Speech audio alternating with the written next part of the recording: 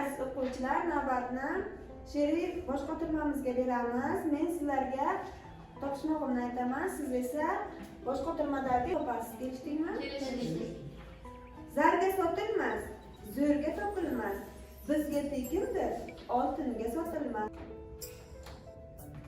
Bizga berilgan eng oliy ne'matdir. Biz undan unumli foydalanishimiz kerak. Zero vaqtimiz bir daqiqasi ham isrof bo'lmasin. Muzlatgichni sovutadi, pechlarni isitadi, dazmolni qizitadi. Biz elektr energiyasiz hayotimizni tasavvur qila olmaymiz. Shuning uchun elektr energiyasidan foydalanib bo'lgach, biz uni uzib qo'yishimiz kerak. Eng har xonasini to'ldiradi, bezaydi.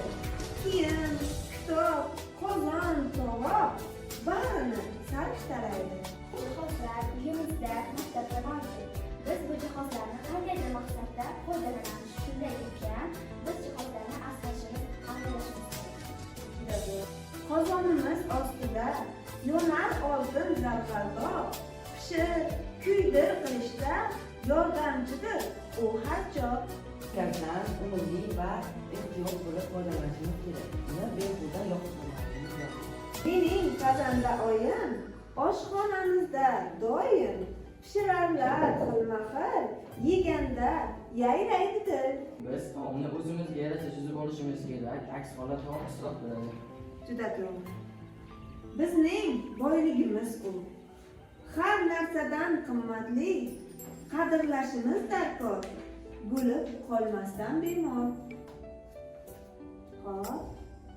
Biz sog'ligimizni asrashimiz kerak. Biz agarda sog'lom bo'lsak, hamma ishni bajara olamiz. Qalam bilan o'rtoq u. Xat yozuvga mushtoq u.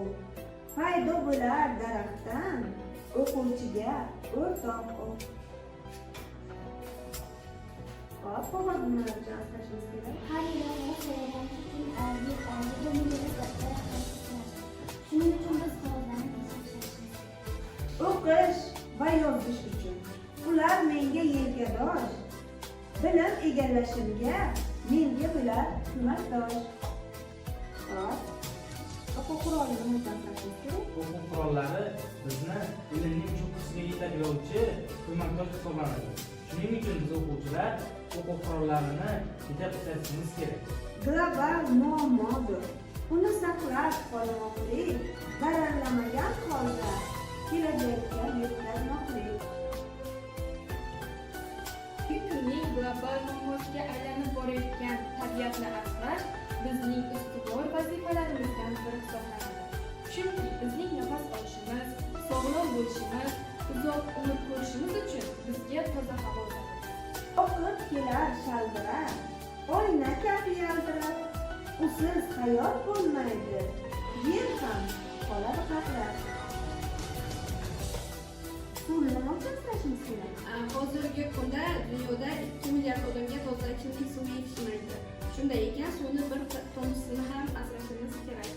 Bizni ko'rkam ko'rsatadi, egnimizga yarasha, issiq va sovuqdan ham birdek himoya qiladi. Kiyimlarni nima uchun asrashimiz kerak? Biz faqat o'zimiz kundalik ishlatadigan kiyimlarimizni olishimiz va ularni asrab avaylashimiz lozim. Chunki turli kiyimlarga ketadigan xarajat ortiqcha isrofgarchilikka Ushbu she'riy bosh qotirma orqali o'quvchilar nimalarni tejashimiz kerak ekanligi haqida bilib oladilar va shu orqali yangi mavzuni nomi kelib chiqadi.